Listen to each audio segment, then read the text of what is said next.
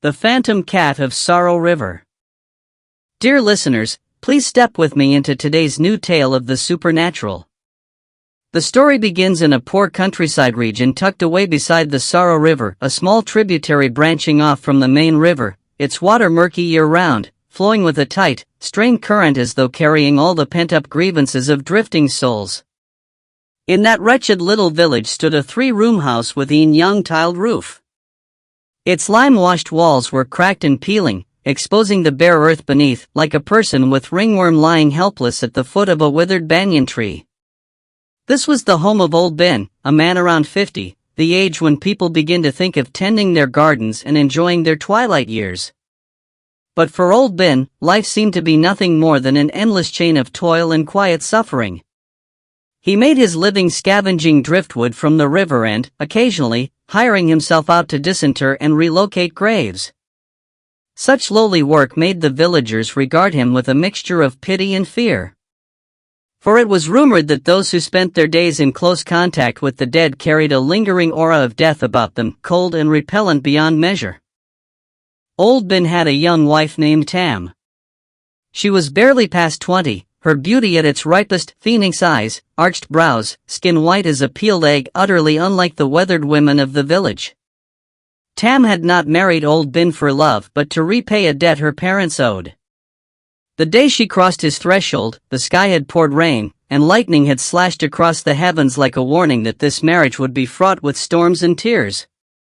Tam was clattering about in the kitchen, deliberately making as much noise as possible with the bowls and plates, a petty rebellion against her lot. She despised this poverty, despised the sour smell of sweat mixed with the heavy reek of grave earth that clung to Old Ben's body. "Hey, is the food ready yet? Why is it taking so long?" Old Ben's hoarse voice called down. Tam stomped out, slammed the rice tray onto the mat so hard that the water spinach soup sloshed over the rim. "Eat? That's all you know, nagging. The rice is nearly gone. Tomorrow you figure out how to earn money, I'm not going to starve anymore." That night, after the couple had gone to bed, Old Ben tossed and turned, unable to sleep. Beside him, Tam lay with her back turned, her breathing even, but he knew she was not asleep. He placed his rough, calloused hand on her shoulder, intending a few words of comfort, but she flung his hand away sharply. "Leave me alone. I'm tired." Old Ben withdrew his hand, his heart aching as if cut. He curled up under the torn, threadbare blanket, listening to the wind whistling through the cracks in the walls. Suddenly, from the direction of the village cemetery, a dog began to howl, not the usual bark at a stranger, but a long, drawn-out wailing, like a person crying in grief, then cutting off abruptly in a way that chilled the blood. Old Ben, who had spent years disinterring graves, knew what such a howl signified.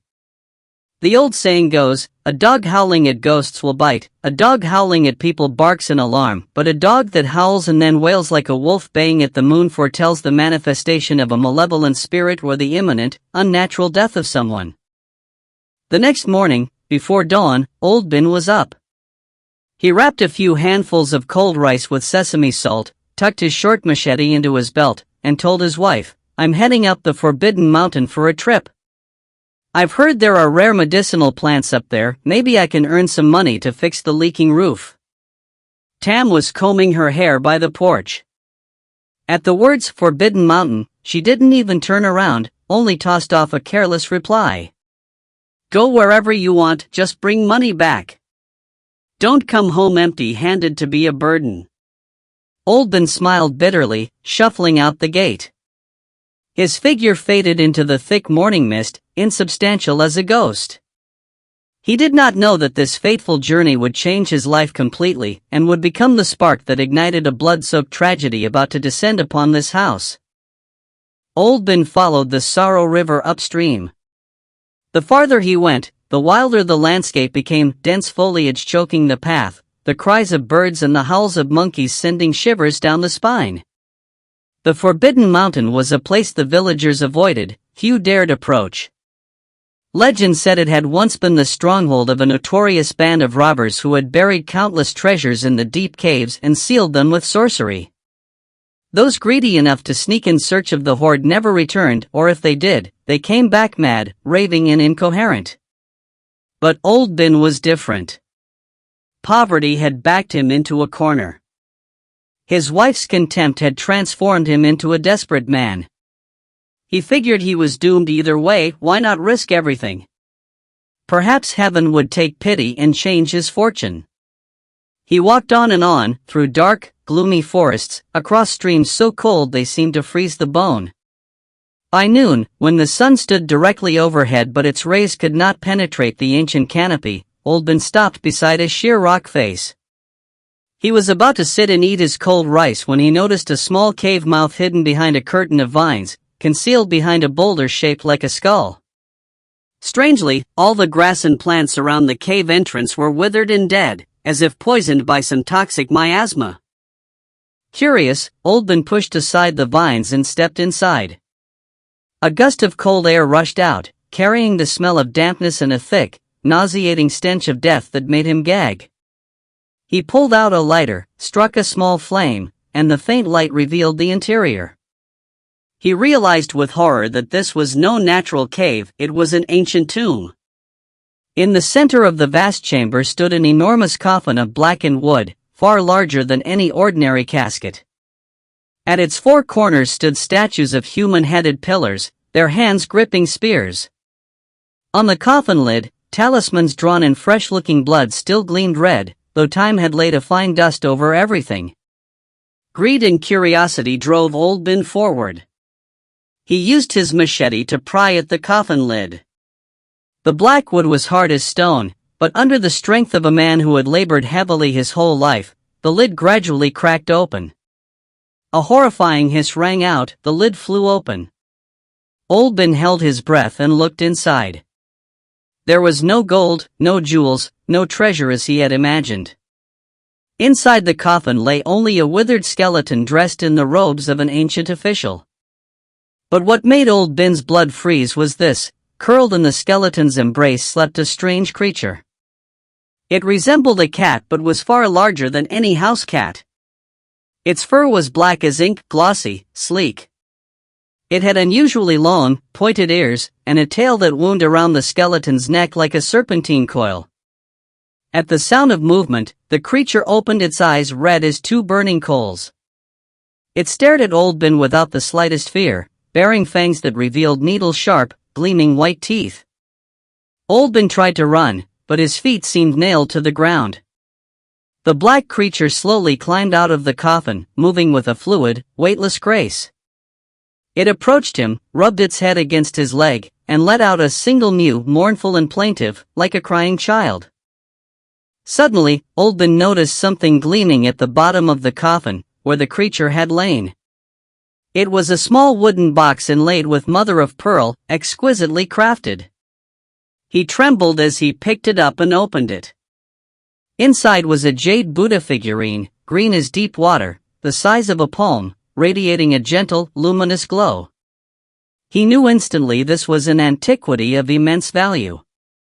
He hastily hid the figurine inside his shirt and looked at the black creature. "You're the guardian spirit cat, aren't you? I'll spare you, come home with me, I'll feed you." Old Bin muttered, as if possessed by some spell. He lifted the creature. It lay docile in his arms, offering no resistance. Old Bin carried the phantom cat and the priceless jade figurine out of the tomb, his heart swelling with secret joy.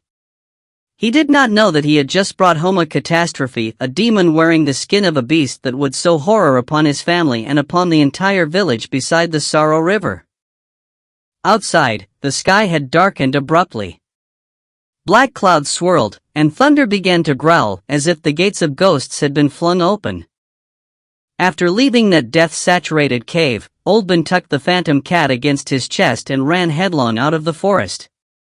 Strangely, the path that had been overgrown and thorny on his way in now seemed to clear automatically, the briars softened and bent aside, as if making way for him.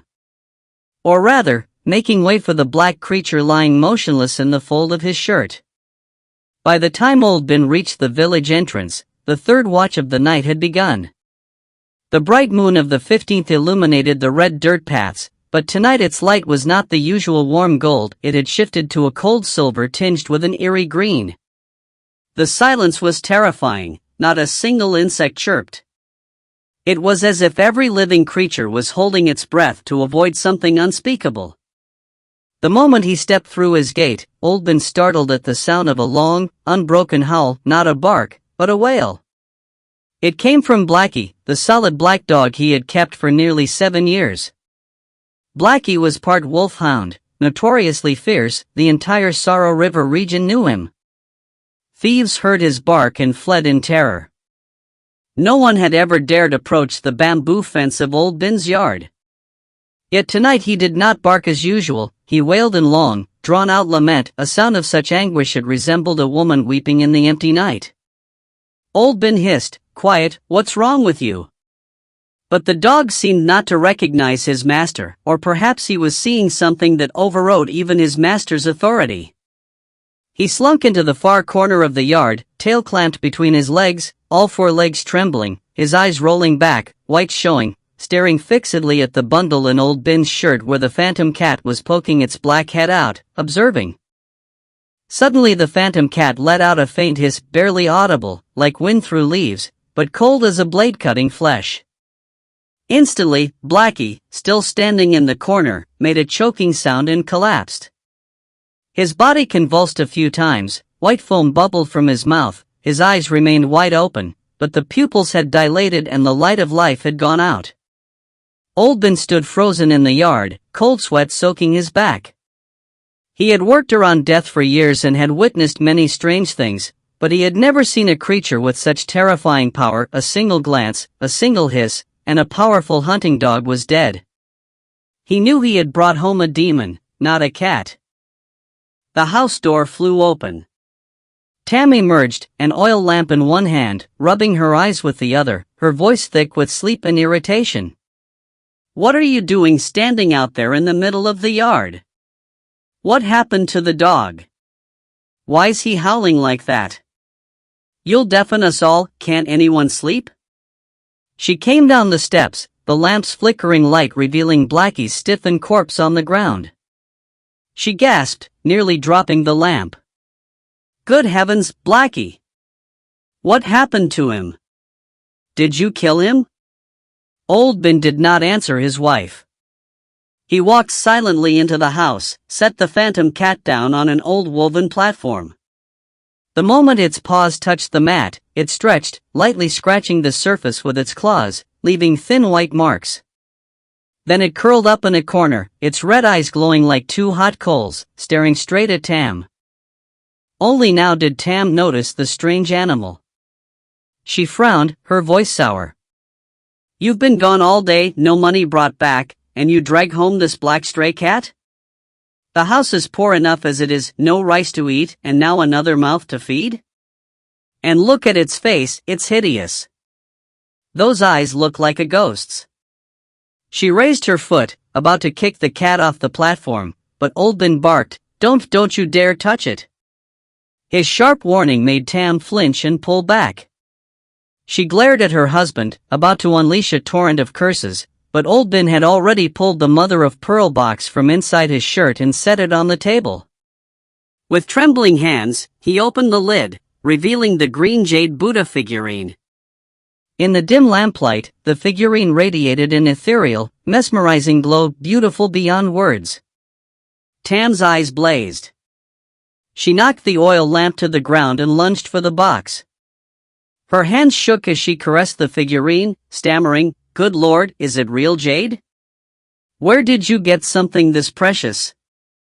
Old Ben snapped the box shut, his voice dropping to a grave tone. "Don't ask too many questions. It's a gift from heaven. But this gift is heavy, can you bear the weight of it? That's the question." Tam stared at him blankly, then looked at the black cat still sitting motionless on the platform. She was greedy, the sight of gold and jade blinded her to deeper thought. She smiled tightly, her voice turning sweet. "I can bear it. I can bear all of it. With money, everything is possible."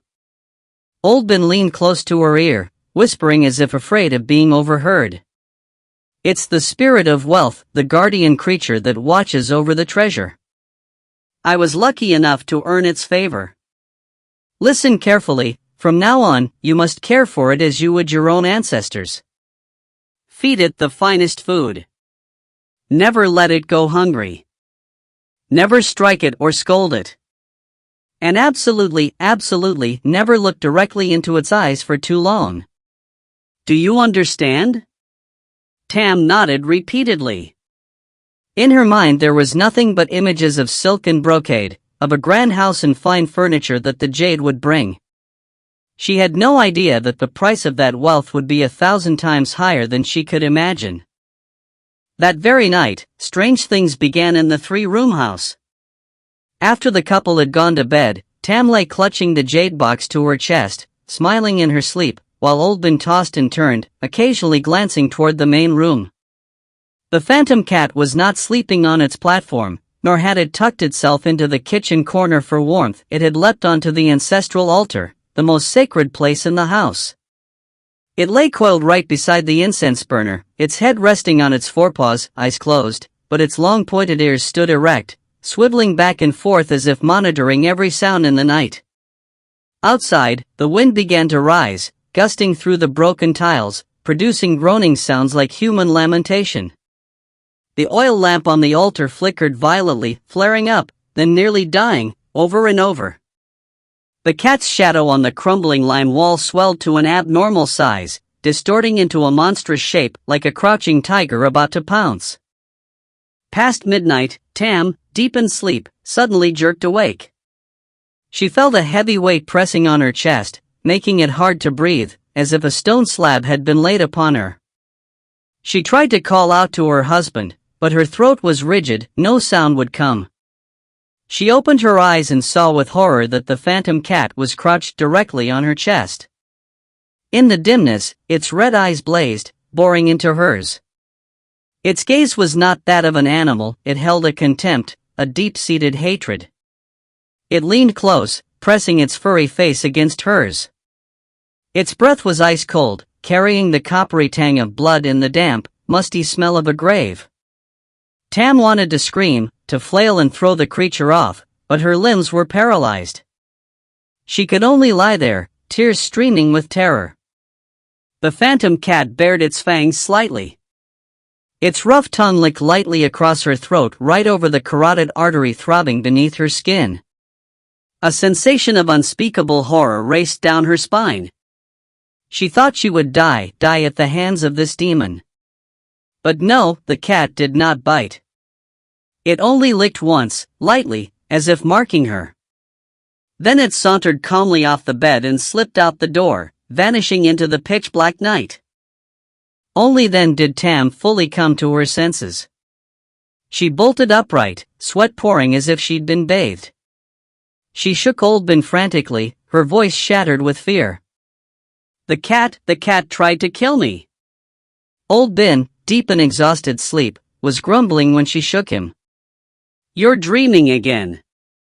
The cat's out there on the altar, what's it going to kill? Tam trembled, pointing at the door. No, it was on my chest. It licked my throat. So cold. So horrible. Old Ben sighed, sat up, and lit his pipe. The flame's flicker revealed his haggard face. He took a long drag, exhaled smoke, and said, I told you, it's a spirit creature. It was testing the master of the house. If you have dark intentions or thoughts of betrayal, it will know.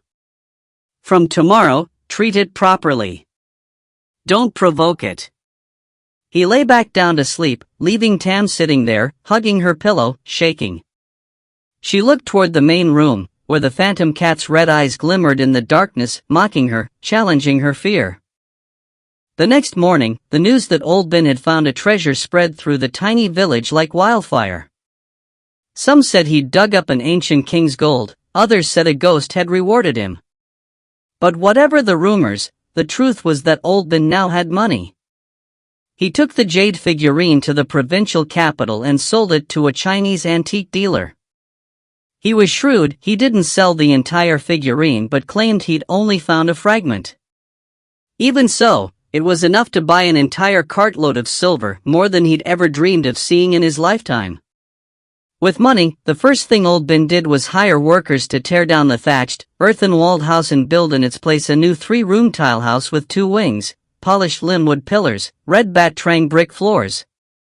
He bought every convenience, cabinets, tables, chairs, horizontal inscriptions, couplets, nothing was lacking. Tam, from a barefoot countrywoman, was suddenly transformed into a wealthy lady. She discarded her old brown clothes and replaced them with vivid silk garments. She loaded herself with gold bracelets, anklets, necklaces so that whenever she walked, the clinking sounded like temple bells. But a strange thing, despite the grand house, the air inside was always cold and oppressive. In broad daylight, sunshine poured into the yard, but the moment you crossed the threshold, it felt like stepping into an ice cellar. And in every corner of the house, you had the sensation of unseen eyes watching you. The phantom cat remained. It grew larger each day, its black fur sleek as velvet. It did not eat leftover rice and scraps like ordinary cats, it ate only raw meat. Every meal, Tam had to send a servant to the market to buy the freshest beef, finely chopped and served on a porcelain plate. If the meat wasn't fresh, it would take one sniff, knock the plate over, and jump onto the altar, sitting there stubbornly, staring at Tam with threatening eyes. Villagers began to gossip about Old Bin's cat. They said that on nights when they passed his house, they often saw a figure sitting crookedly on the roof, but on closer inspection, it was a cat the size of a 3-year-old child, its eyes blazing like automobile headlights. Occasionally it would let out a low, moaning cry, like a child sobbing, making everyone's hair stand on end. And since Old Bin's house had grown wealthy, Tam's temperament had changed. She began to disparage her husband openly, calling him a useless old fool. She frequently made excuses to visit temples, but actually she was sneaking off to carouse with the young men of the region.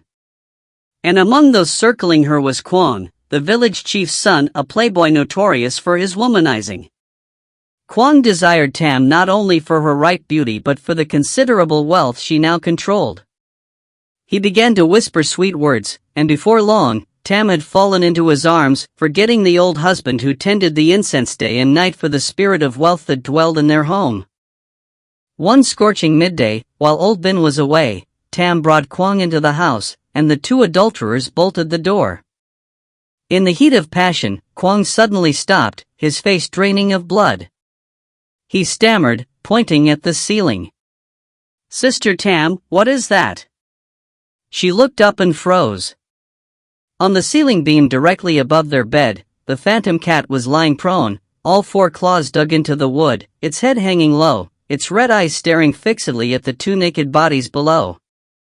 Its gaze no longer held mere threat, it blazed with fury. Its jaws were open, saliva dripping down in a steady stream, falling onto Kwang's bare shoulder, hot as boiling water. Kwang screamed, grabbed his clothes, and fled the house in blind terror, not daring to look back. Tam sat there, trembling. She looked at the cat, then at the mirror, and in the mirror, the cat's reflection was not that of an animal but the dim outline of a man in official's robes, wearing a winged hat but with no head. The severed neck was spurting blood. Tam fainted dead away on the bed. After that horrifying afternoon, Tam fell gravely ill. She lay paralyzed for 3 days and 3 nights, babbling her parents' names, then begging for mercy. Old Bin had to force porridge down her throat spoon by spoon and burn incense at all 4 corners of her bed continuously before she finally recovered. But strangely, upon waking, she had completely forgotten her fear, or rather, the demonic power of money had blinded her, allowing her to convince herself it had been merely a nightmare brought on by physical weakness.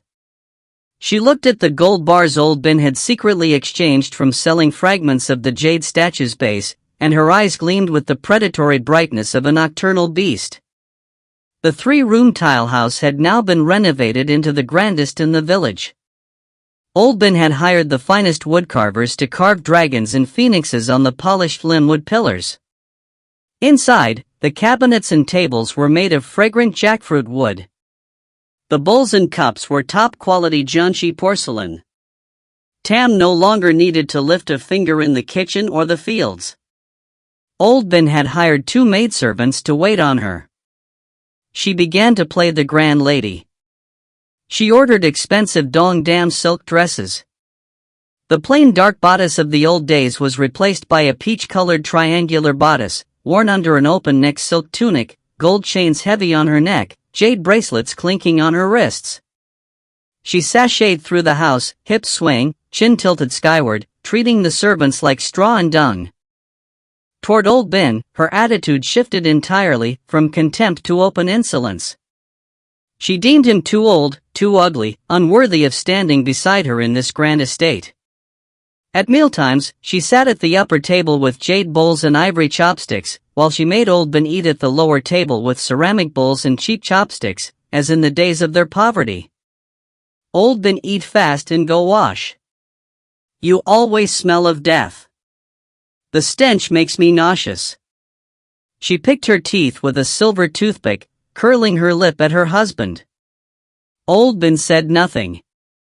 He shoved dry rice into his mouth, his eyes not on his wife but on the altar where the phantom cat lay dozing, its ears twitching. He sighed quietly, a sigh heavy enough to contain an entire sky of unspoken words. He knew Tam was sliding down a path of sin, and the karma she was sowing would sooner or later produce a horrifying harvest.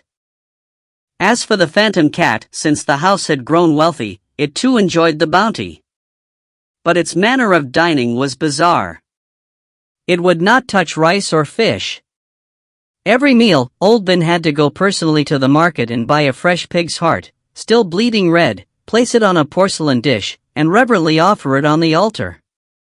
Only after Old Ben lit incense and murmured several phrases in Sanskrit would the creature slink forward, use its claws to tear the heart apart, and devour it with crunching, gnashing sounds. The noise of its teeth tearing through raw flesh in broad daylight made listeners' hair stand on end. When it finished, it would extend its long red tongue, lick its lips, and its red eyes would sweep the house in a full circle, inspecting, checking whether anyone had dared infringe upon its territory. Tam loathed the cat. She hated its lordly demeanor, hated its eyes that seemed to pierce through to the darkest corners of her soul. Many times she resolved to secretly poison it with rat bait, but every time she picked up the packet of poison, her limbs would stiffen, her head would split with pain, and she would hear the faint sound of weeping in her ears. Terrified, she would throw the poison away, but her hatred only grew. Old Ben's wealth and Tam's looseness soon drew Kwong back. After his terrifying encounter, he had hidden at home for days, but the playboy's habits and bottomless greed eventually overcame his fear. He told himself he must have been seeing things, what cat could possibly be a demon? Kwong began visiting Tam more frequently, but craftily, only when Old Ben was away or working in the back garden. The two adulterers tangled in Tam's perfumed bedroom. One late afternoon, as dusk fell, Old Ben returned late from a funeral feast in a neighboring village. Tam had prepared a lavish spread of wine and meat and invited Kwong over. Under the red paper lanterns, she wore a thin silk bodice, her pale flesh visible beneath, pouring wine for her lover.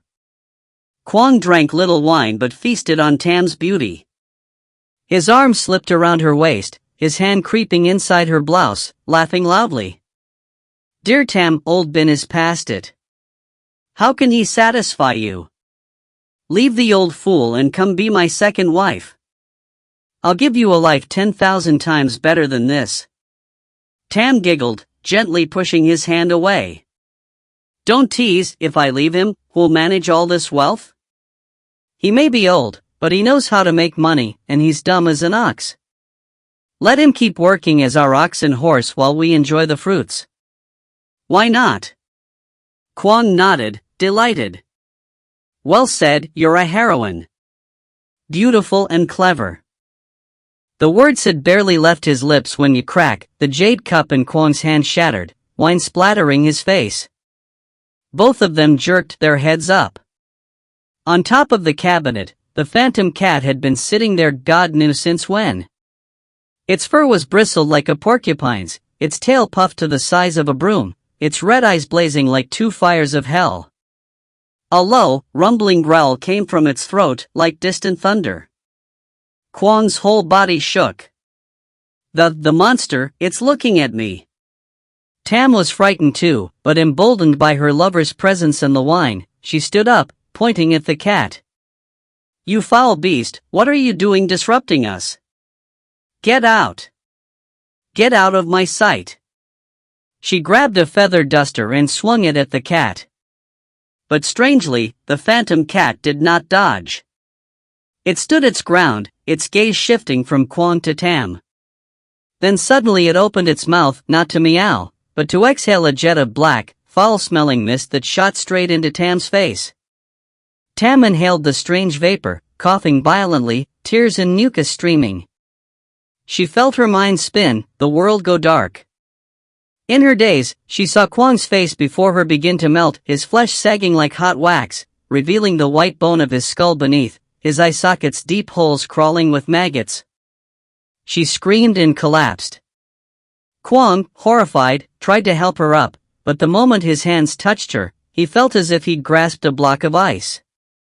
The phantom cat launched itself from the cabinet like a black bolt of lightning, raking a long bloody scratch across Kwang's cheek as it passed.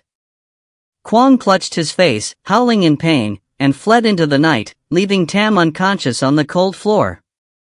In the vast room, only the wind's whistle through the door cracks and the phantom cat's even breathing remained as it sat beside the insensate woman, calmly licking its claws.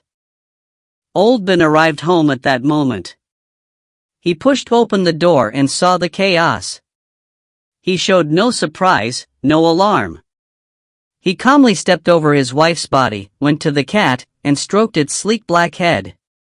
His voice was low, as if echoing from the realm of the dead. Good creature, you've driven the evil aura away again. But the karma of this woman is too heavy. I fear I won't be able to protect her much longer. Eye for an eye, when will it end? He carried Tam to bed, laid her flat, then sat down by the tea table and lit his pipe. In the wavering smoke, he looked at his wife, his eyes holding both pity and a cold, ruthless detachment. He knew the phantom cat had not attacked without reason. It was protecting the house, or rather, protecting the treasure it guarded. Anyone with predatory intentions toward the treasure would pay in blood. But Tam did not understand this. When she woke the next morning, her hatred for the phantom cat had reached its peak. She examined her reflection in the mirror, saw the purple bruise on her neck, remembered the horror of the previous night, and ground her teeth until they ached. All right, demon or spirit, I swear I will not spare you. One forest cannot have two tigers. This house will have either me or you. Tam began to hatch a dark plot. She would not strike directly, she would borrow another's knife. She would incite Kwang or hire a powerful sorcerer to destroy the abomination. She did not know that her every scheming thought was being recorded in those red, glowing eyes, and that the death sentence for her was being written, stroke by stroke. After the terrifying incident of being sprayed with toxic mist, Tam had expected to avoid the monster. But vanity and pride, the pride of a newly wealthy lady, were too great. She believed that showing fear would make the servants despise her. More than that, she refused to let an animal rule the estate she was enjoying. The house grew ever more oppressive. No matter how many oil lamps Tam lit or how much sandalwood incense she burned, the cold, dead air wrapped itself around every corner. The servants moved about silently as cats, afraid to speak loudly or laugh, for fear of awakening something lurking in the darkness. On a moonless night, black as ink, the cold wind began to blow, carrying the iron chill of heaven and earth. Old Ben, as usual, ate dinner early. Desk inlaid with intricate patterns, a new purchase from the provincial capital. On it sat an oval bronze mirror, its rim engraved with phoenixes in flight, a very strange and unsettling design. Tam unbound her hair, letting her long black tresses fall past her shoulders. She held an ivory comb and stroked it slowly, rhythmically. In the silence, the comb's teeth dragging through her hair made a soft, deliberate sound, sote, sote, sote, clear as a bell, mingling with the faint crackle of the dying oil wick. Tam combed her hair and admired herself in the mirror, secretly pleased with her ripe beauty. She thought of Kwon, her young lover with his silver tongue, and she smiled flirtatiously at her own reflection. Suddenly the smile died on her lips. The hand holding the comb froze in midair. She stared into the mirror, her eyes stretching wide, the pupils seeming to crack with terror. In the bright bronze surface, behind her, the reflection did not show the familiar white lime wall. Instead, it faintly revealed the figure of a woman. The woman wore ancient, wide-sleeved garments and a cloth headband, but her face was bloodless, not a drop of color, and her eye sockets were deep black holes, staring straight into the back of Tam's neck. Tam wanted to turn around to see who it was, but her neck was locked rigid, she could not move. She could only stare fixedly at the ghostly reflection. The woman's shadowy hand rose bony, with long, spidery fingers and sharp, pointed nails, and came to rest lightly on Tam's shoulder. A cold so intense it burned raced down her spine, every hair on her body stood on end. She could feel the actual weight of that hand on her shoulder, heavy as a stone, cold as ice. And then the reflection began to change. The woman's face blurred, black fur began to sprout, the black sockets shifted from dark to a blazing, blood red. In an instant, the woman's silhouette vanished, replaced by the image of the phantom cat crouching on Tam's shoulder. It bared its fangs in a smile, the smile of a beast, yet carrying a human cunning and malice. It pressed its face close to her ear and hissed a long, drawn-out sound, "Save me!" Tam screamed a raw, tearing scream and flung her hand, smashing the mirror off the table. The bronze mirror hit the brick floor and shattered. She clutched her head, collapsed onto the desk, shaking uncontrollably. Old Bin, lying on the bed, heard the scream and clambered up slowly. He showed no panic, merely shuffled toward her with an unsettling calm. He looked at the broken mirror fragments on the floor, then up at the ceiling beam where the phantom cat sat perched nonchalantly, licking its sleek black fur as if nothing had happened. He placed his hand on Tam's shoulder, his voice low. "What have you done now? Middle of the night and you're smashing things, do you want the whole village coming to gawk?" Tam looked up, her face a mess of tears and mucus. She pointed at the empty air, stammering, "A ghost, a ghost. It was in the mirror, sitting on my shoulder, it was going to break my neck." Old Bin shook his head in disgust. "You're seeing things. There are no ghosts, only your own guilty conscience. I've told you, live a righteous life and no spirit dares torment you. Live in sin, and you'll meet demons in the night." The words struck Tam like a blow to the chest. She fell silent, not daring to complain further. She glanced up at the ceiling beam, the phantom cat's red eyes were still fixed on her, and she scrambled into bed, pulling the blanket over her head. But no matter how deeply she buried herself, she could feel the cold seeping through the fabric, into her very flesh. From that night on, Tam refused to look into any mirror. She ordered all mirrors and combs in the house thrown away. She feared confronting that ghostly reflection, but the haunting did not stop there. It began to creep into her dreams and her stolen pleasures. After several days of hiding, Kwon's lust and greed overcame his fear once more. He and Tam arranged a rendezvous at a fishwatch hut by the pond, far from the main house, to avoid the phantom cat's eyes. That night, under a bright moon, wind rustling through the banana leaves, the two sinners tangled on the creaking platform. In the heat of passion, Tam suddenly felt a hand stroking slowly down her back. She thought it was Kwon's and arched toward it. But the hand kept stroking upward, up to her neck, and the fingers were rough, covered in fur, with sharp, pointed claws. Tam's eyes flew open. Kwon was lying beneath her, both arms wrapped around her waist, so whose hand was on her back? She whipped her head around. On the thatched wall behind her, in the thin moonlight filtering through a crack, a large black shape clung to the wall, hanging upside down, its head swaying, its red eyes blazing, staring at her bare back.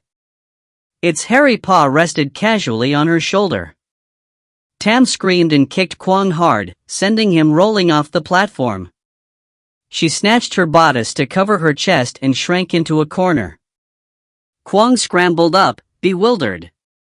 What? What is it? Look up there. It followed me here. Tam pointed, trembling. Kwang looked where she pointed, but on the wall there was nothing, only the shadows of banana leaves swaying outside. He exhaled, clicking his tongue.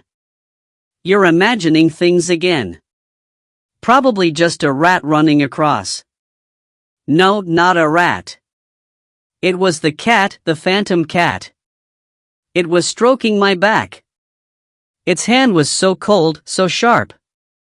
I'm certain. Tam insisted, her face drained of blood. At the mention of the phantom cat, Kwang's courage wavered. He remembered the scratch on his face, still not fully healed. He quickly dressed, glancing around nervously. This place isn't safe. Let's go, we'll try another time. The tryst ruined, the two slunk home in separate directions, numb with fear. Back home, Tam found Old Ben sitting in the yard drinking tea alone under the pale moonlight. Beside him sat the phantom cat, lying at ease. As Tam passed, the cat raised its head. It did not meow, only curled its lip, exposing its sharp white fangs. A curl of the lip dripping with contempt and threat. Tam darted inside and bolted the door. Her heart pounded, her legs shook. She understood now, this monster was not merely guarding the house. It was guarding the moral order she was trampling.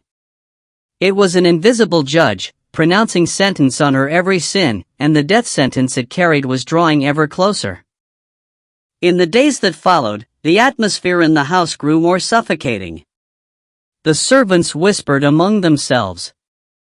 The maid said she heard heavy footsteps on the roof at night, footsteps like a person wearing heavy boots, not a cat's paws. The farmhand said that at dawn, when he drew water from the well, he'd seen the reflection of a man in official's robes at the bottom, smiling up at him. Old Ben knew everything, but he maintained his terrifying silence. Occasionally, people saw him standing alone in a corner of the garden, speaking to the cat, bowing to it, hands pressed together, as if worshipping a deity, murmuring incomprehensible prayers. Have mercy, Lord. Let each bear their own karma. Spare her a little longer, let the net of heaven close more tightly first. Tam, watching from inside the house, felt her flesh crawl. She knew her husband was concealing an earth-shattering secret and that she and her lover were prey in a merciless hunt, and the hunter was that demonic cat. The fear, compressed for so long, had curdled into lethal venom. Tam could no longer endure living in this dread for even one more day. One noon, while Old Ben was away, she slipped out to meet Kwang at the water stall at the village entrance. Her face was hard, her eyes streaked with red veins. Kwang, I can't live with that demon anymore. Either it dies or I die. And if I die, you'll have nothing. Kwang drew on his pipe, smoke curling thickly. He too was seething, the cat had ruined multiple trysts, and the scar on his face had destroyed his handsome looks. He nodded, grinding his teeth. All right, don't worry, I have a way. The creature is too cunning to kill in the house. We must lure it out of its lair. Here's my plan. The two heads bent together, whispering dark schemes. They did not know that on the thatched roof above the water stall, a crow had perched. Its red eyes looked down, and it let out a cry caw that echoed across the sky, heralding the deaths that were about to arrive. After the secret meeting, Tam returned home with a mind-churning half-terror, half-exhilaration at the prospect of freedom with her lover. She looked at Old Ben sitting over his meager meal, and whatever residual wifely feeling she'd harbored turned to disgust and loathing. That evening, it rained in fits. Cold winds seeped through the door cracks, howling in gusts. Kwang slipped in through the back door, hidden by the dense banana grove. In the locked bedroom, beneath a dim oil lamp, the two adulterers finalized their murder plot. Kwong produced a small paper packet from inside his shirt. Inside was a white powder, stone blue. He whispered, a lethal poison he'd paid dearly for from a mean sorcerer in the mountains. Odorless, tasteless, a quantity no larger than a corn kernel could kill a water buffalo, let alone a man. Tam stared at the poison, her hand reaching for it, then withdrawing, her face ashen. But how do we make him drink it?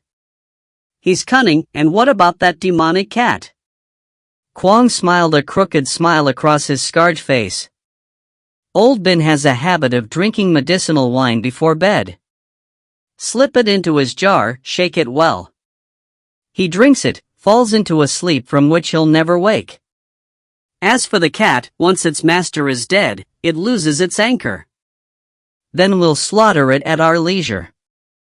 The plan was perfect, exploiting Old Bin's piety to lure him to his death. Tam nodded repeatedly, stuffing the poison packet into her bodice. Tonight, I'll do it. Wait for my good news. The two sinners smiled in triumph. They did not know that on the ceiling beam in the dark corner, two red points of fire had been watching their every gesture, recording every word. The phantom cat lay motionless, its black fur merging with the night, but its keen ears had missed nothing. It did not growl or attack as before. It waited until Kwong had sneaked back out, then slowly rose, stretched, and vanished through the window gap into the black, rain-swept night. Kwong went home whistling, climbing into his soft bed. In his dreams, he saw himself sitting on a mountain of gold, Tam in his arms, laughing.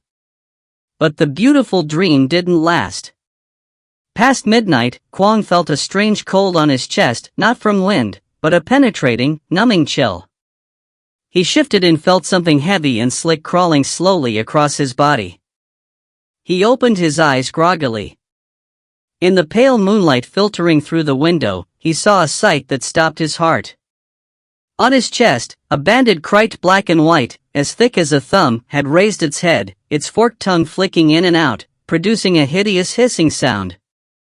Kwong froze, not daring to breathe hard. He knew this species, extremely venomous. One strike and he'd be before the king of hell instantly. Sweat poured from his body. He glanced sideways, hoping to find something to defend himself, and then he saw it. On the windowsill, the phantom cat sat crouched, its red eyes staring at him steadily, its tail swishing slowly. And most terrifyingly, its lips seemed to be curled into that same eerie, mocking grin. The phantom cat had caught the venomous snake in the garden, carried it in its mouth up to the roof, and dropped it through the ventilation hole onto Kwong's bed. It was warning him, or perhaps it intended to take his life to avenge its master. Kwong screamed a raw, tearing scream. The snake, startled, lunged. By a miracle, Kwong's panicked flailing made him roll off the bed. The strike missed his body and buried its fangs into the pillow. The chief's household came running at the commotion. Torches blazed. They saw the deadly snake coiled on the bed and beat it to death with sticks. Kwong sat on the floor, his face bloodless, clutching his swollen arm where the venom had seeped in even from the glancing contact, but his eyes were fixed on the windowsill.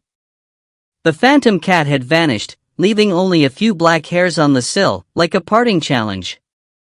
The next morning, news that the chief's son had been bitten by a venomous snake spread through the village. People said the family had committed sins and heaven was punishing them. Only Kwong and Tam knew the truth. Kwong was bedridden for 2 days with venom sickness, and his hatred had now transformed into a roaring fire that consumed his soul. He sent for Tam. She came, saw his wretched state, felt a pang of pity, but mostly fear.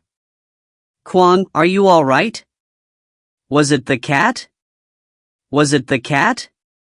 Kwong ground his teeth till they creaked, his voice hoarse.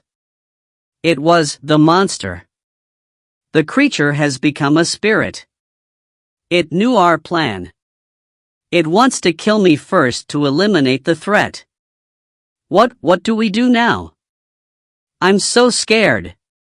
Tam trembled, unable to stop. Kwong slammed his palm on the bed. If we must burn, then we burn together. The original plan to poison Old Bin won't work, the cat guards him too closely. I've thought of something more savage but more certain. What? In 2 days it's the 15th of the 7th month, the day for releasing hungry ghosts. Old Bin always makes a pilgrimage to the ruined shrine on Ghost Peak. You pretend to be ill, tell him you need a ritual to cleanse your bad luck. I'll ambush him on the mountain, one knife thrust, then push him over the cliff. It'll look like he slipped. When he's dead and the cat is unprotected at home, I'll come to your house with a shotgun and blow its skull apart. The plan was perfect in its ruthlessness, exploiting Old Bin's devotion to lure him to his death. Tam swallowed hard, nodding repeatedly. She had no way back now. As planned, 2 days later, on the 15th of the 7th month, the day for releasing wandering souls, when the air of death lay thick over the earth, Tam began her act. She collapsed on the bed, her face smeared with white powder, groaning theatrically. Husband, save me. It feels like someone's stabbing a knife into my guts. It must be the spirits, they're punishing me. Old Bin, sitting over his tea, set down his cup. He stepped into the bedroom, looked at Tam with cold, sharp eyes, no trace of pity, but his mouth offered false comfort. Calm yourself. Illness has its remedies. Let me fetch a herbalist to read your pulse. Tam waved her hands frantically. No medicine will help. I dreamed of the dead coming to demand offerings. You must go to the ruined shrine on Ghost Peak and make a 3-animal offering for me, only then can I live. Go now, or I'll die. Old Bin was silent for a long moment. He looked deep into his wife's eyes, a gaze that seemed to pierce through to the dark core of her soul. Then he nodded slowly. If that's what you want, I'll go. Life and death are fated, but I'll go seek a path of life for you. Old Bin prepared the offerings, a boiled chicken, red cassia cakes, a bottle of white wine, and a stack of gold paper money. By afternoon, dark clouds swirled around Ghost Peak, wind howling like a drunk man's song.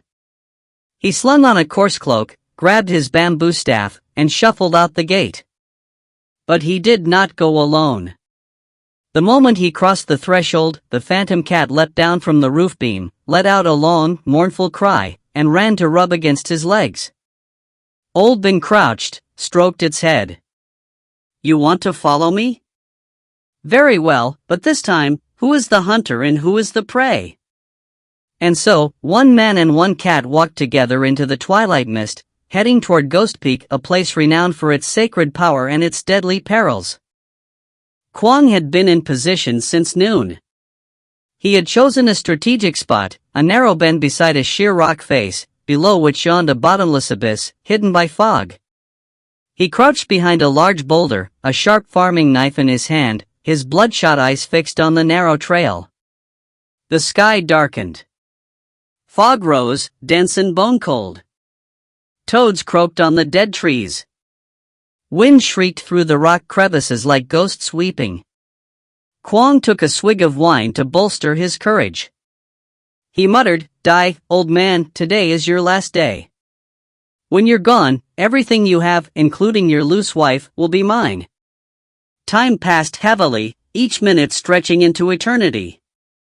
Suddenly, in the thick fog, he heard footsteps, the tap-tap of a bamboo staff on stone, steady and even. He held his breath, tightening his grip on the knife, sweat soaking his palm. Old Bin's figure materialized from the mist, walking slowly, head bowed, looking old and weary. Kwong's heart leaped. Now! He waited until Old Bin reached the narrowest point at the cliff's edge, then drew a deep breath and lunged out, screaming to embolden himself, swinging the knife straight at Old Bin's back. Die, old man! But something strange happened. Old Bin seemed to have eyes in the back of his head, or he had anticipated this from the start. The moment the blade was about to touch his shirt, he sidestepped with a quickness and fluidity impossible for a man his age, using the bamboo staff to strike Kwang's hand. Crack, the knife flew from Kwang's grasp, tumbling into the abyss. Kwang, thrown off balance, lurched forward, nearly falling over the edge. He caught a tree root, his face ashen, looking up at Old Bin. Old Bin stood there with an unnatural calm, no anger, no fear in his eyes, only pity. He shook his head. Kwang, why are you so foolish? Did you think killing me would be easy? Before Kwang could recover, from the bamboo tube on Old Bin's hip, a black blur launched like lightning. The phantom cat leapt onto Kwang's face, claws digging in, tearing. Kwang screamed, a sound of pure terror. He felt those claws, sharp as razors, ripping his face to ribbons. The cat did not bite, it used its hind legs to kick his chest while its front claws shredding, blood pouring in dark streams, blinding him. Kwang flailed wildly, but the cat was too fast, leaping from shoulder to head, its hissing laugh echoing off the rock walls. In his agony and terror, Kwang saw a horrifying vision. The phantom cat was no longer a cat but had transformed into a towering demon, fanged, long-tongued, its red eyes like two lanterns. And Old Bin, his face had changed too, becoming a black-faced magistrate of death, holding a ledger of life and death. Spare me! I beg you, I bow to you. Kwang wept, scrambling backward, toward the cliff edge. The phantom cat suddenly ceased its attack, jumping down to block the only escape route. It sat there, crouched, looking at Kwang with the cold gaze of death. Old Bin spoke, his voice echoing off the rock faces like a thunderclap. You came to kill me, to steal my wife, to steal my wealth. That crime deserves death. But I will not kill you. I will let you live, to repay your debt. The blood debt that you and that wicked woman have incurred. He gave a sharp whistle. The phantom cat obediently returned, jumping onto his shoulder. Old Bin turned his back and walked away into the fog, leaving Kwang sitting there, face shredded, covered in blood, trembling in the mountain cold. Kwang watched Old Bin's figure fade into the mist. He wanted to stand, to run after him, to beg for mercy or to take revenge, but his legs were boneless. And then he realized, with mounting horror, that from every crevice in the rocks, from every bush around him, thousands of red eyes were glowing. Not cat's eyes, the eyes of snakes, centipedes, scorpions. The venomous creatures of the forest, drawn by the scent of fresh blood on his face, were slowly, steadily converging.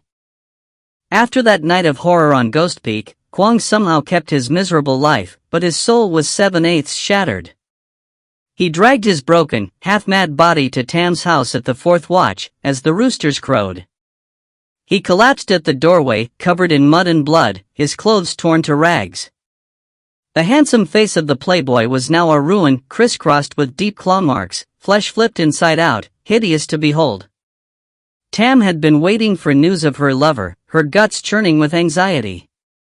When she saw the lurching figure fall at her door, she rushed out, screaming. Good heavens, Kwang! What happened? What happened to you? Kwang lay on the floor, his breathing like a blacksmith's bellows. His eyes rolled white, his mouth working soundlessly. Ghost, not human, save me. It laughed. He kept repeating the phantom cat's laugh, then fainted. Tam had to wake the servants to heat water, wash his wounds, and apply styptic powder. Looking at her lover's ruined face, her fear did not increase, instead, a vicious fury blazed even hotter. She understood that Old Bin was no senile fool to be trifled with, and the phantom cat was truly a mortal threat. The next morning, Old Bin returned home, as composed as ever, the cat perched on his shoulder, its black fur without a speck of dust. He looked at Tam with sharp eyes but said nothing about the previous night. He went inside, lit incense, and sat drinking tea. His silence was more terrifying to Tam than any accusation. She would not accept defeat. She secretly sent for a sorcerer from the Sun region, a man named Master Ba, renowned for subduing hauntings, possessions, and sealing haunted graves. He carried a gourd at his waist, wrapped in red cloth, a sinister-looking object.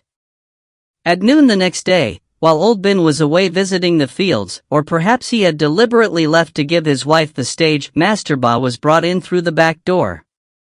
The moment he crossed the threshold, he stiffened, his fingers moving on his prayer beads, his brows knitting. My word, the death energy in this house is overwhelming. Heavier than a mass grave. There are wronged souls not yet released and the demonic aura of a beast that is cultivated for years.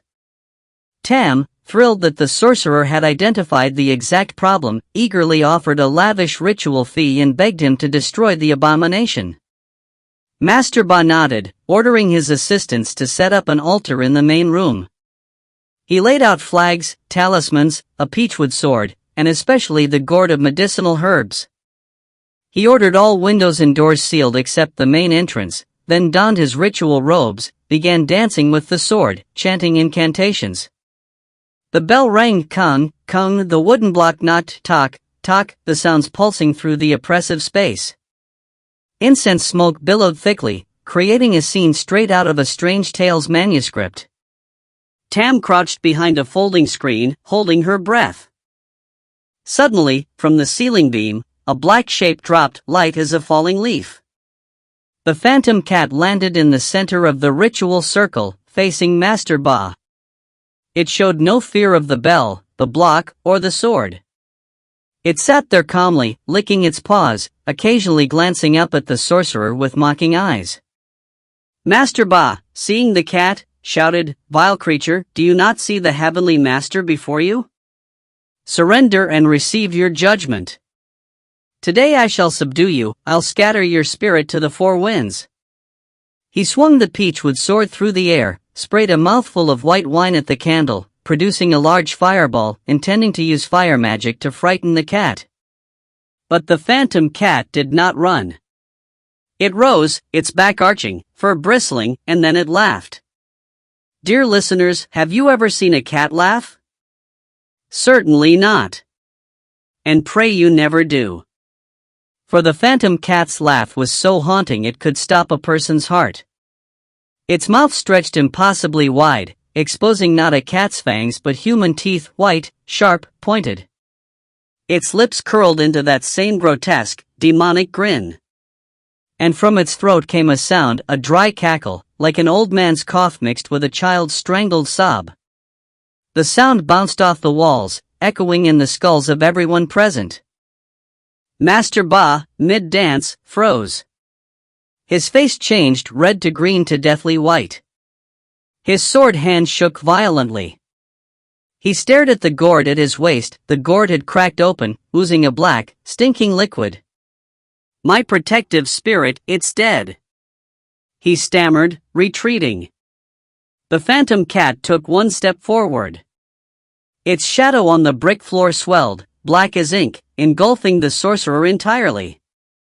In that shadow, people could dimly see the figure of a headless official in robes, carrying a bloody head, grinning. Master Ba screamed, "It's not a mere spirit beast, it's a ghost. A possessing ghost. Run, run." The words were barely out of his mouth when he vomited a stream of black, foul-smelling blood. He abandoned his sword, his altar, his beads, fled headlong out the door, not daring to look back once. Tam stood in the corner of the room, her limbs like water. She wanted to run after the sorcerer, but her feet were rooted to the floor. The phantom cat turned its head toward her.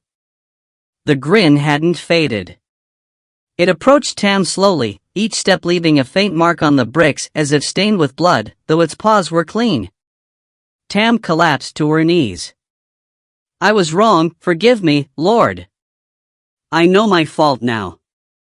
The phantom cat stopped before her. It did not attack. It merely jumped onto the cabinet, curled up, and closed its eyes, but its tail continued to lash back and forth, like a final warning. "I'll spare you this time. But your life is mine to take whenever I choose." Tam scrambled up and fled to her bedroom, bolting the door. She huddled in the corner of her bed, sweat pouring, but the terror, paradoxically, did not awaken her. It curdled instead into the recklessness of someone with no way out. She thought, the sorcerer couldn't defeat it, her husband protected it, her lover was a cripple. She was alone now. If she didn't strike first, sooner or later the demon would devour her. You're a demon, then I'll use mortal flesh and bone to destroy you. I don't believe drowning you won't kill you. She muttered, her eyes bloodshot. She began searching for a thick burlap sack and a length of strong rope. She would wait until old Ben was away and the cat was deep asleep, then sack it, carry it to the Sorrow River, and drown it. Let's see if it could still laugh then. That afternoon, the sky unleashed a torrential downpour. Lightning tore the black sky apart. Old Ben slung on his cloak and left, saying he was going to check the flooded rice fields, but where he actually went, only heaven knew. In the house remained only Tam and the phantom cat, curled on the cabinet. Tam crept to the kitchen, retrieved the prepared burlap sack, and grabbed the rope. Holding her breath, she approached the cabinet. Her heart hammered louder than the thunder outside. Strangely, the phantom cat, normally so alert it could hear a leaf fall in the yard, seemed to sleep the sleep of the dead. It didn't stir as she approached. Tam rejoiced. Perhaps heaven pitied her, or perhaps the creature had eaten its fill and grown sluggish. She muttered under her breath, then with a swift motion, she threw the sack over the cat's body and yanked the mouth shut, tying it tight with the rope. She breathed heavily, her hands shaking, but her eyes blazed with murderous satisfaction. I've got you, you foul monster. Today you go to hell. She heaved the sack onto her shoulder, but it was strangely heavy. The cat looked large but weighed almost nothing normally. Now it was as heavy as a stone, dragging her shoulder down, and a stench rose from inside, not the smell of an animal but the coppery tang of fresh blood. But Tam had no mind to reason. She thought it was just the cat struggling. She pulled on a conical hat and rushed out into the rain-white darkness, heading for the Sorrow River. The Sorrow River in flood season ran fast and fierce, its water murky, churning with violent whirlpools. Tam stood on the embankment. Wind and rain lashed her face. She looked down at the swollen river, then at the squirming sack on her shoulder. She gritted her teeth without hesitation and hurled it into the nearest whirlpool. A loud splash, the sack sank. Tam stood there, breathing a sigh of relief. She smiled a crooked smile in the rain. It's done. It's over. From now I'll eat well and sleep peacefully. But the smile hadn't faded when the river's surface began to bubble at the spot where the sack had sunk. The water turned blood red. And from the murky depths, the sack slowly rose, floating, waterlogged. Tam's eyes bulged. The tie at the mouth had somehow come undone, and what emerged from the sack was not the phantom cat. It was a human arm, pale, bloodless, the fingers curled, reaching skyward as if begging for help. Then the head, hair matted with mud, face swollen and purple, eyes wide and white, staring straight at Tam. It was Kwong. It was Kwong, her lover. The scar on his face from the cat's claws was unmistakable. His corpse floated on the water, mouth agape, river water pouring in and out, but Tam could still hear his voice, thin and terrible, echoing in her ears. Tam, save me. Why did you kill me? Tam screamed, a sound that tore from her very soul, and collapsed on the muddy bank. No, no. I threw the cat. I threw the cat. How can it be you? My God, how? She couldn't believe her eyes. She had just caught the cat in the house, her own hands had stuffed it in the sack. How could it have become Kwong? Had she been bewitched? Or had the phantom cat used sorcery to swap bodies?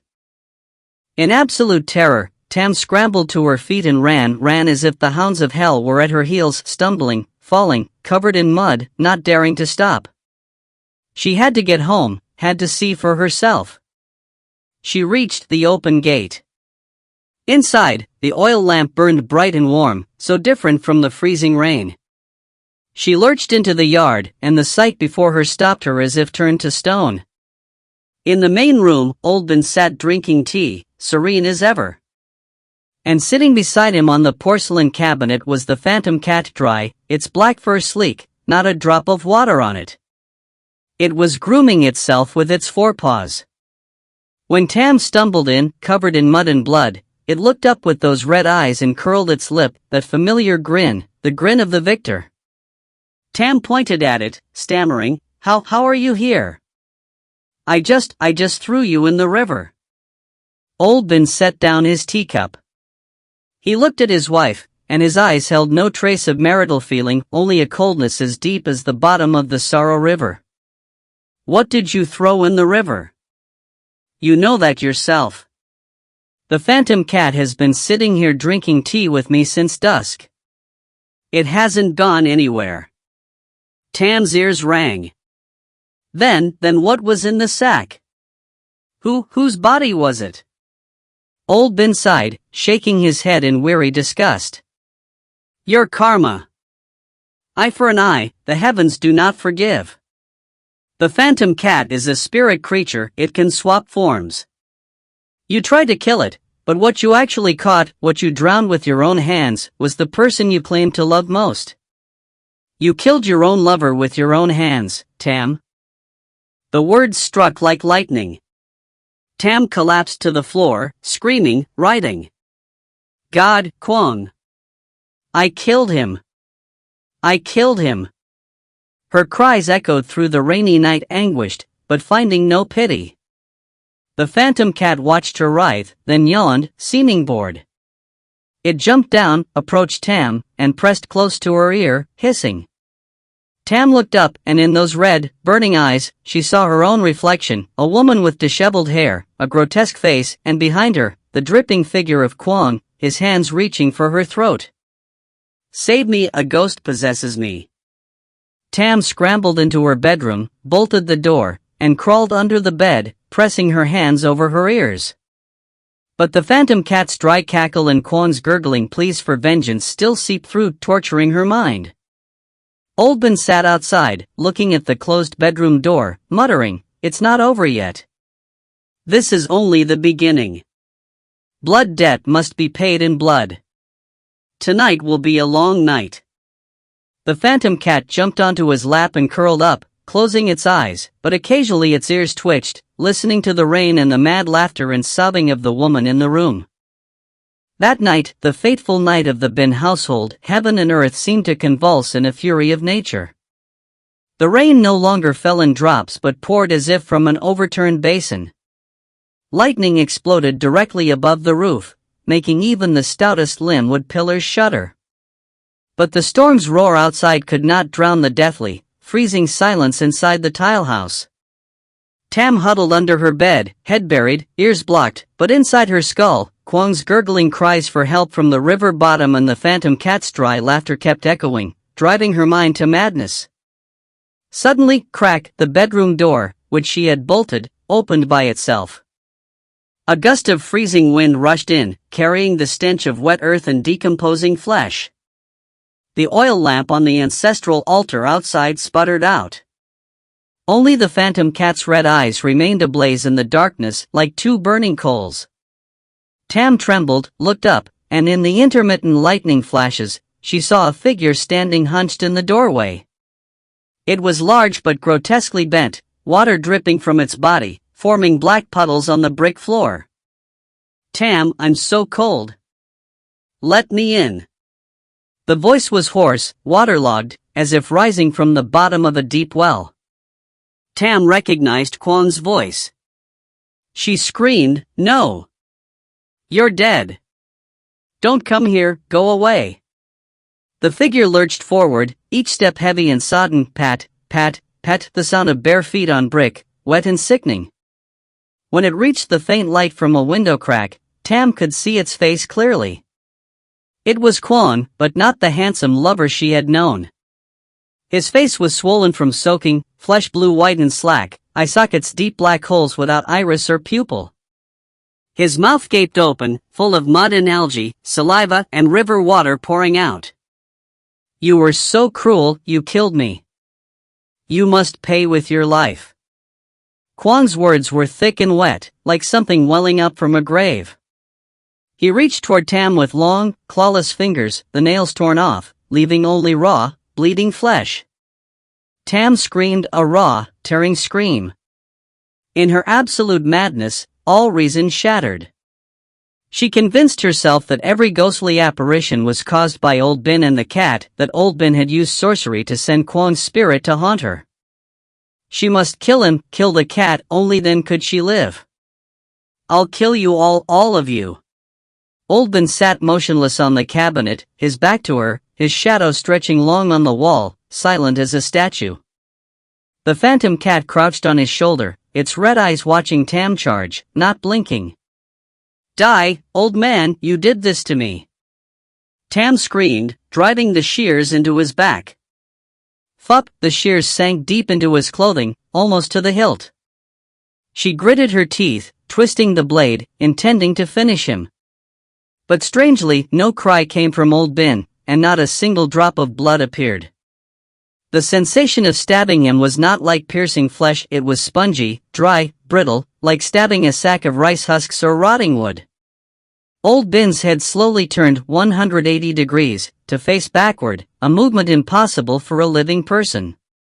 His face in the lightning flashes was grotesque, the skin had shrunk and dried, clinging to the skull. His eye sockets were empty black holes. He looked at Tam. His lipless mouth moved, producing a creaking sound, like wood grinding against wood.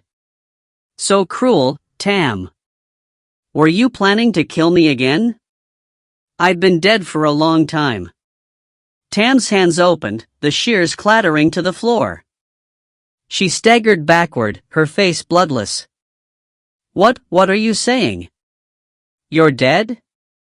Old Bin laughed, a dry, creaking laugh, his teeth mostly gone.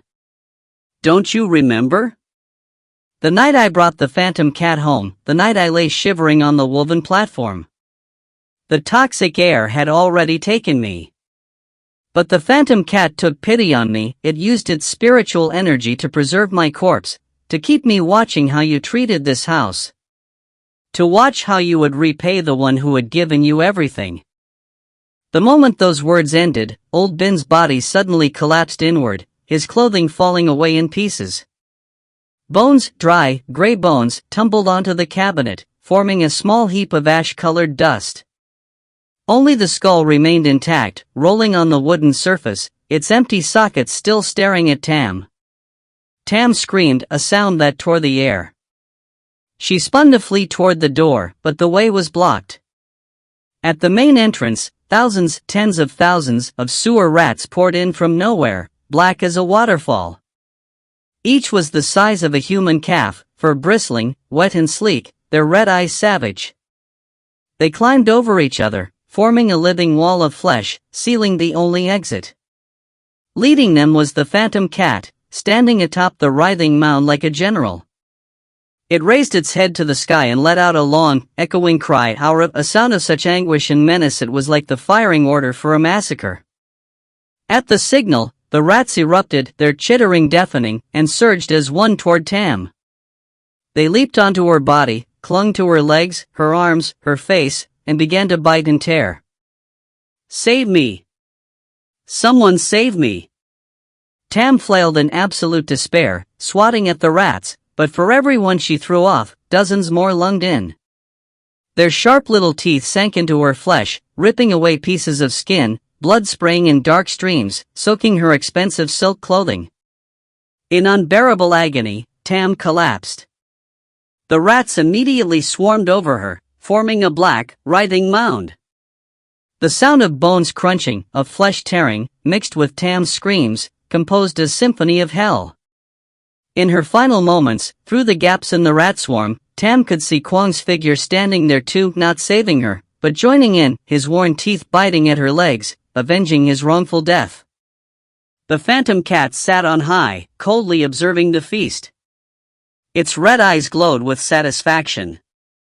It had fulfilled its mission, avenging its master and punishing the faithless and the treacherous. Outside, the rain began to ease, the lightning retreating into the distance. But inside the three-room tile house, blood still flowed, and screams still echoed until finally, there was only the silence of death. The next morning, when the weak new sun began to peek through the gray clouds, the village was startled awake by the alarm bell clanging urgently, mixed with the panicked shouts of early market goers.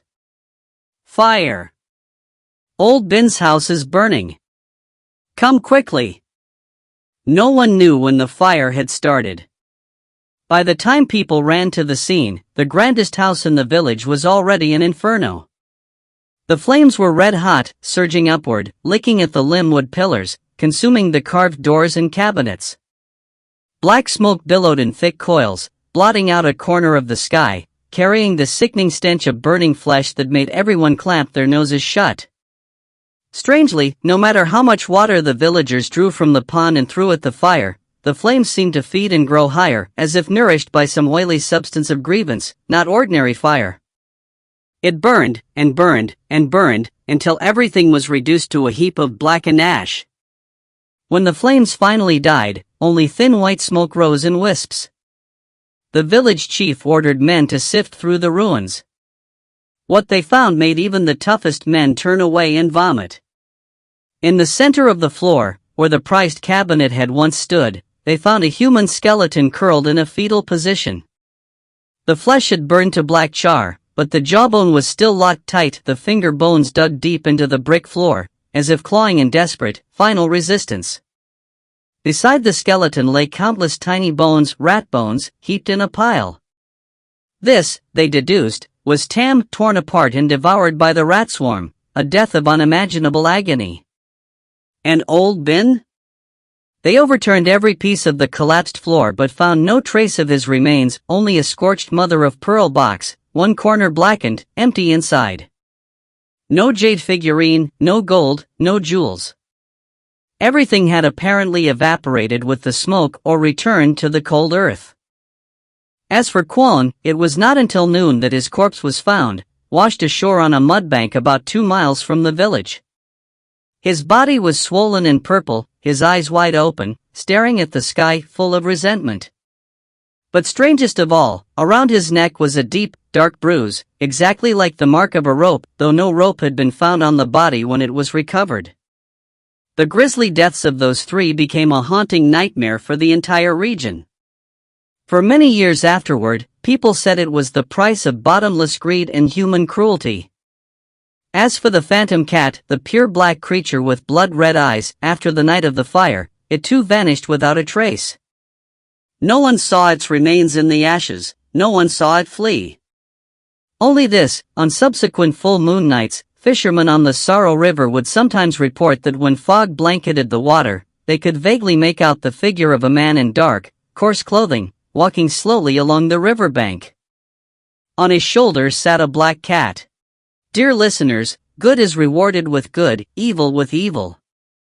The law of karma may be slow, but it never misses a single soul. Tam, for her greed and betrayal of her husband, Kwon, for his lust and murderous intent, and even old Ben, though the victim, for employing dark arts to preserve his corpse and harbor vengeful energy in his home, all went against the natural order, and all paid the price of annihilation. Old Ben's house is now an empty plot. Wild grass grows chest high, no one dares approach. People call it the haunted mound. Whenever the evening wind blows through, the rustling of the weeds sounds like a whispering voice retelling the tale of the phantom cat's vengeance. The story ends here. Thank you, dear listeners, for your time. May this tale give us pause to reflect on how we live, to walk the path of righteousness so that our souls may know peace. If you enjoyed this story, please subscribe to the channel and leave a comment below to support us in bringing you more tales in the future. Farewell, and until the next program of late night storytelling.